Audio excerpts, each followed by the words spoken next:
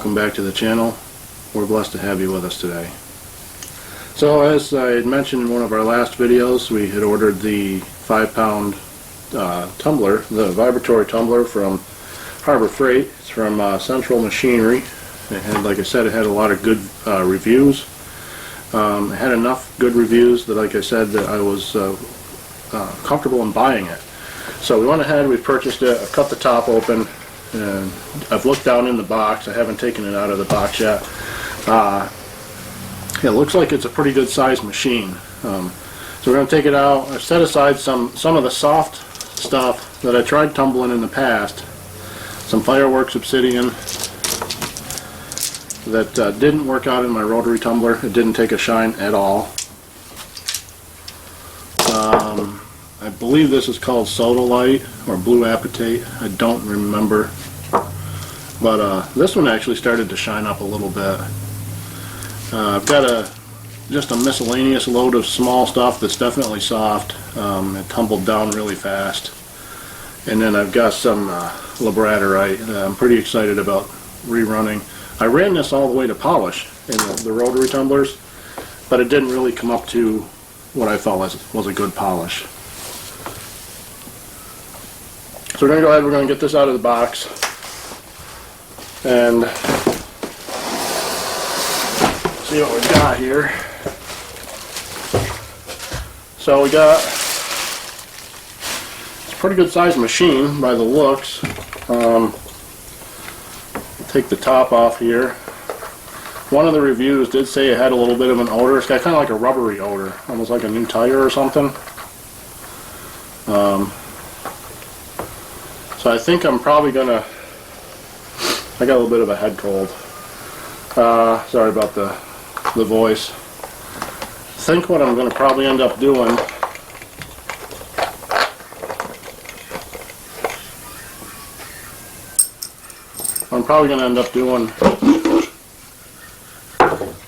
oh, okay, it's got a nut down in here too.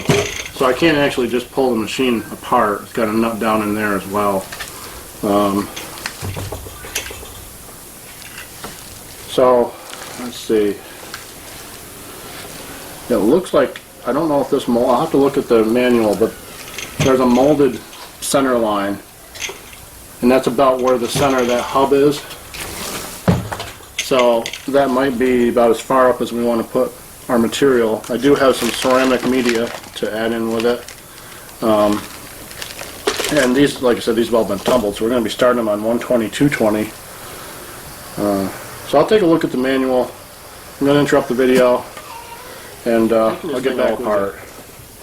I did plug it in and try it before I took it apart. It's very loud, at least with it empty. So we'll go ahead and we'll put it back together.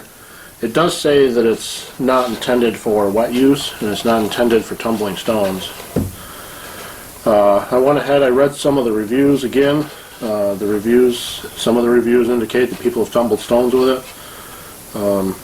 The only thing that I can come up with is they must have put at least some drops of water. I mean, you don't saturate the stones in water to tumble stones. So everything's sealed by like rubber gaskets. So I'm going to go ahead and I'm going to risk it, and I'm going to use it for tumbling stones. That's why I bought it.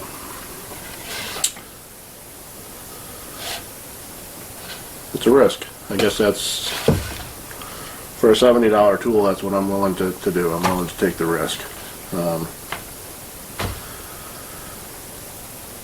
If you decide to purchase one, it's your money. I wouldn't suggest doing anything you're not comfortable with. One of the things I decided to do during the break was I went ahead and I switched out the ceramic beads because they have a hardness factor. I read, did a little research on those, of 7 for some plastic pellets. I wasn't going to tumble with plastic pellets in this one, but these are all softer stones and they do not have a hardness of 7. The other stones, the jaspers, the agates, the stuff like that I'm tumbling, we'll go ahead, and as long as this works out, we'll go ahead and we'll use the ceramic pellets. So I'm going to put this back together. It took me a second to get the get the thing fully taken apart. So what happens is there's this rod here has got a spacer, and it connects down into the bottom of the motor, I guess, where all the vibration happens.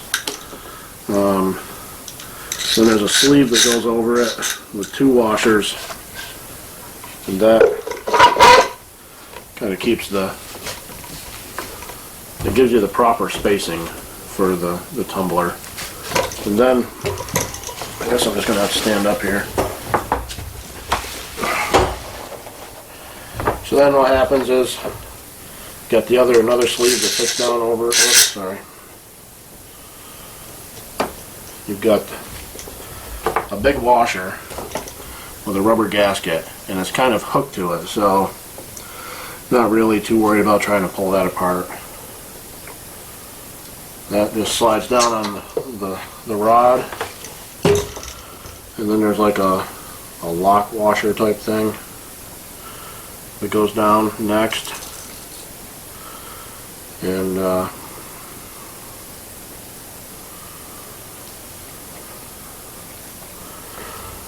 I can't remember what the sequence is for the small washer.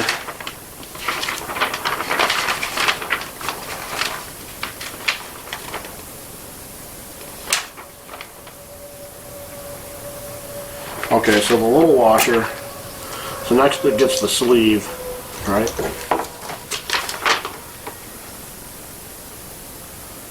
Oh no, it gets this nut. This nut has like a plastic bushing on it, and it's just a little tiny thing. You probably can't even see it. It's just a little tiny thing. That's really tight on this rod. So what I did was I got a pair of vice grips out and I adjusted them so that they'll fit on it. And I'm not sure how tight is too tight, but this thing was on there in good shape when I tried to get it off. So next thing goes on is the sleeve and this washer, and then after we fill it, the lid, of course. Then here's the rubber gasket. It's just like the one that went down inside the barrel with the big washer. They go on like this, and then the wing nut. So we'll go ahead, I'll get the stones in it, put some of the plastic.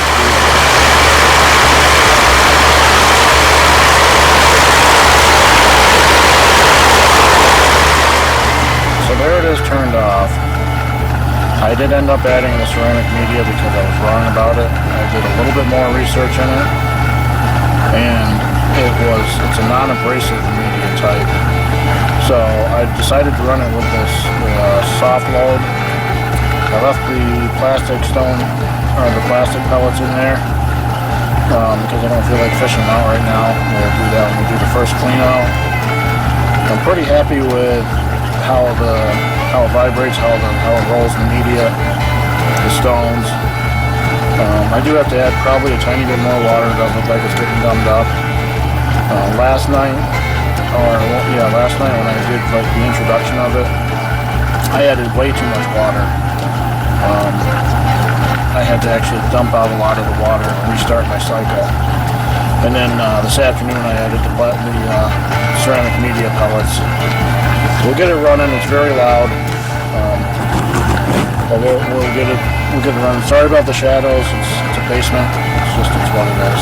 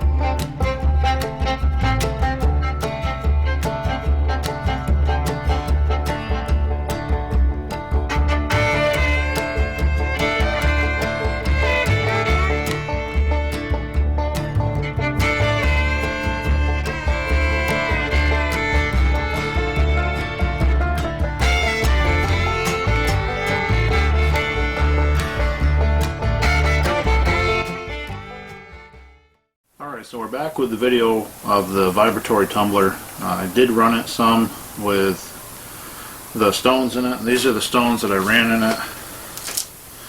I just did a burnish cycle for those just to try to clean them up a little bit, because as you saw, the grit was really, and it's still draining, so I'm just going to set it down here. The grit was really attached to it. I'd let the grit dry on it, and I'd let it go a while in between me shutting the machine off and also doing the rest of the video. The directions, the manual for this machine right here, this 5-pounder, specifically says do not run it with wet stuff. It's not made to be ran with wet materials. That's a dry machine. So what I did was I wanted to run an experiment. I wanted to try, because it's not an expensive machine. It's like 80 bucks. So I went ahead, I added a little bit of water. I added too much. You'll see that in the beginning, or you probably saw that in the beginning of the video. I just did a lot of mistakes with this machine, specifically going against the owner's manual. So what I didn't wash the machine out. I don't really feel the need to wash it out right now, because I'm not going to run it for a while. During the course of using the machine, this post right here that holds the bowl on and also holds the lid on, it got so rusty that I'm not able to take the bowl off right now, so I'll probably have to put some sort of oil or something in there to get that off. And also during the course of running the machine, because I was running it with wet stuff in there and it was gumming up and it was getting off, the weight was being thrown off, the balance, the machine overheated a couple times. I was able to smell it while I was running. So I would definitely not recommend using this machine for anything wet. I would recommend using it with the grits that Harbor Freight sells, and the mixing media, the tumbling media that Harbor Freight sells. And if you want to use machines for tumbling stones, get a dedicated stone tumbler, or the 18-pounder. I've got a friend that uses the 18-pounder made by Chicago Machinery. I believe that's what it is. Central Machinery. Made by Central Machinery. He did a couple batches of stones in it, and as far as what I know, they came out okay, and the machine worked just fine. So that's probably what we'll do. We'll probably stay with this type of this brand name. I'll probably stay with Central Machinery. Make sure I'm saying that right, because I like it. I've had a few of their sanders. I've had the orbital palm sander, the square one, and I've also had the disc sander. Both work great. I've had their planers. I've had 2 of those during the course of owning my wood shop. Both work great. And this machine worked great. This machine still runs. If I can get it cleaned up, I will use it for dry material. I've abused it, and I've got to clean it up, do a little maintenance on it. And not only have I abused it, I used it for the not intended purpose. So overall, good machine. Great machine. I'm going to keep it. I'm going to clean it up and still try to use it. I guess I'll just try to use it the way it's supposed to be used. So, not a bad little experiment. That'll close out the video. If you haven't hit the like button yet, I'd appreciate it if you do. If you haven't subscribed yet, that would be great too. It helps out the channel, helps out my family. And until we see each other again, everybody out there, stay blessed.